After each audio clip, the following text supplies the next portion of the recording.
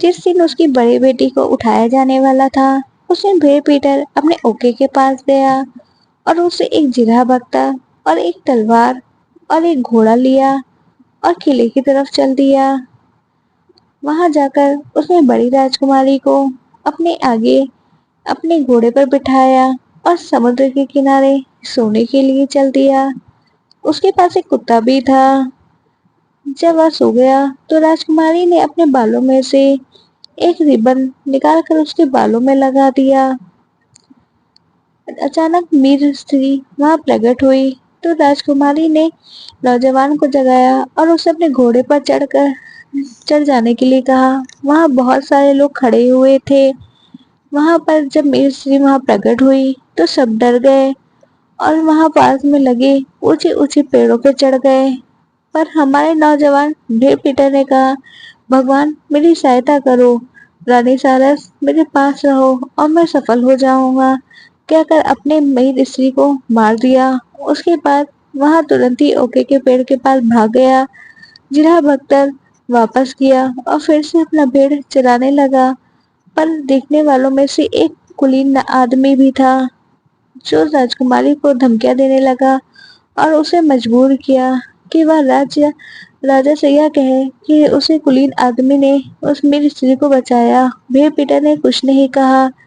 अगले दिन मेरी स्त्री को राजा की दूसरी बेटी को उठाकर ले जाना था। भेड़ पीटर फिर से रानी सारस के पास गया, जिसने उसको फिर से एक जरा बख्तर और तलवार और एक घोड़ा दिया। उसको पहनकर उसने दूसरी राजकुमारी को लिया और समुद्र किनारे आ गया। तब तक मीर स्त्री वहां नहीं आई थी। वह सो गया। वह सोने के लिए लेट गया। उसने राजकुमारी से कहा, जब मीर स्त्री आए तो मुझे जगा देना और अगर तुम मुझे ना जगा सको तो मेरे घोड़े को बोल देना, वह मुझे जगा देगा। यह कहकर वह सो गया। जब मीर स्त्री आई तो राजकुमारी ने भेड़ भीटर को जगाने के लिए बहुत कोशिश की पर वह उठ ही नहीं पाया। सो उसने उसके घोड़े से कहा कि वह उसे जगा दे। घोड़े ने उसे जगा दिया। बड़े बड़े लॉर्ड वहां आसपास से खड़े हुए थे। उस स्त्री को देखते ही डर के मारे पेड़ों पे चढ़ गए। भेड़ पीटर ने राजकुमारी को अपने घोड़े पर चढ़ाया और बोला, भगवान मेरी सहायता करो, रानी सारस मेरे पास रहो और मैं सफल हो जाऊंगा।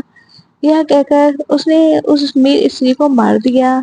उसके बाद वह जल्दी से अपने ओके के पास चला गया, अपना जिन्हा बख्तर वापस किया और अपनी भेड़ निकाल कर उन्हें चराने के लिए घास के मैदान में ले गया। पर देखने वालों में से एक काउंट था। उसने राजकुमारी को धमकी दी कि वह राजा से जाकर कहे कि उसे काउंट ने उसको स्त्री को मार से स्त्री से बचाया।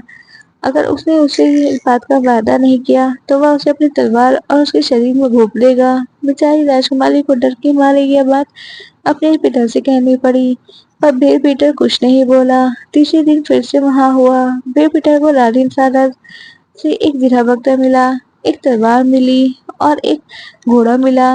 उसे घोड़े पे सबसे छोटी राजकुमारी को बिठाया और समुद्र किनारे ले गया। वहां आकर वह उससे हो गया। उसे राजकुमारी से कहा, जब मीर स्त्री आए तो वह उसे जगा दे। अगर उसके जागने से वह ना जागे तो वह उसके घोड़े को उठाने के लिए कह दे बोल दे। अगर वह घोड़े के उठाने से भी ना उठे तो वह उसके कुत्ते को उठाने के लिए बोल दे। यह कहकर वह सो गया। जब मेरी स्त्री आई तो राजकुमारी ने उसे जगाया। वह उठा नहीं। फिर उसने उसके घोड़े से उसे उठाने के लिए कहा, पर वह उससे भी नहीं जागा। फिर उसे उसके कुत्ते से उसे जगाने के लिए कहा। आखिरकार वह जाग गया। उसने राजकुमारी को अपने घोड़े पर बिठाया और बोला, भगवान मेरी सहायता करो, रानी सारस मेरे पास रहो और मैं सफल हो जाऊंगा, कहकर उसने उस मेरी स्त्री को भी मार दिया। वहां से वह रानी सारस के पास वापस गया और अपना जिरह बख्तर लौटाया और अपनी भेड़ लेकर घास के मैदान में उन्हें चराने ले गया। जल्द ही राजकुमारियों को बचाने वालों को उन राजकुमारियों से शादी करने के लिए किले में आना था। पर पहले राजा ने अपनी बेटियों से पूछना ठीक समझा कि वह किससे शादी करना चाहती हैं थी। उसकी सबसे बड़ी बेटी ने कहा, दरबार के कुलीन आदमी से।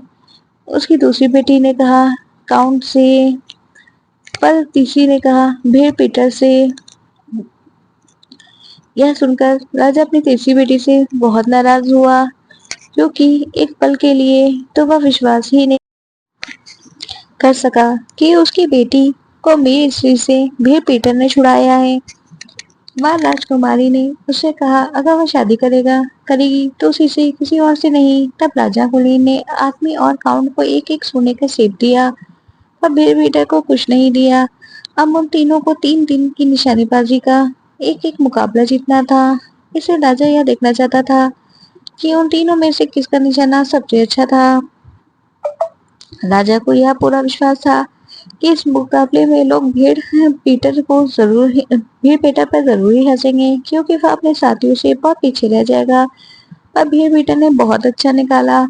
उसने उन सारे निशानों में पर बहुत अच्छे से निशाना लगाया जिन पर भी उसने निशाना साधा। पहले दिन तो उसने बहुत सारे निशाने लगा दिए, जबकि दूसरे ने बहुत ही कम निशाने लगाए। उसने जितने भी शिकार मारे थे, उसके दोनों साथियों ने वह सब शिकार उसे एक सेब देकर खरीद लिए। वह सेब उन्होंने राजा के सामने पेश किया। ऐसे ही दूसरे दिन सब उन्होंने राजा के सामने पेश किया। ऐसे ही दूसरे दिन भी हुआ। दूसरे दिन भी उन्होंने उसके सारे मारे हुए शिकार एक सोने के सेब देकर खरीद लिए। पर जब पहले और दूसरे दिन भेड़ पीटर शाम को घर आया, तो अपने घर पर उसने केवल एक कौवा ही लटका हुआ पाया। जब वह उसने राजा को लाकर दिया, तो राजा ने उस कौवे को जमीन पे फेंक दिया और कहा ऐसा कौवा तो मेरे पास थैला भर भर कर है। तीसरे दिन भी तो उसने जितने शिकारों पर निशान साधे, उतने ही शिकार मारे, पर दूसरे ने भी एक शिकार नहीं मारा। तो भीड़ पीटर ने उससे वादा किया कि वह उनको वे सब शिकार दे देंगे जब उसने ये मारे हैं।